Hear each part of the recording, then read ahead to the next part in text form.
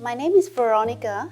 I am a People System Manager in the Penang Assembly Test Manufacturing Organization. I think Intel is a very well-known and very prestige company. We have grown from a PC-centric company whereby we just manufacture desktop products to mobile products, server products, and now we are actually focusing and growing to a data-centric company.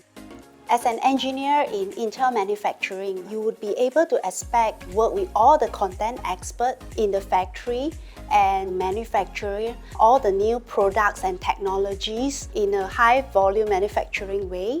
We started this initiative called the Social Clubs, whereby we wanted employees with the same interest to be able to come together as a team, able to actually enjoy their hobbies and interests together. If you are looking for very fast-paced, very challenging, come over to Intel. It's very fulfilling at the end of the day to know that you made a difference to the world.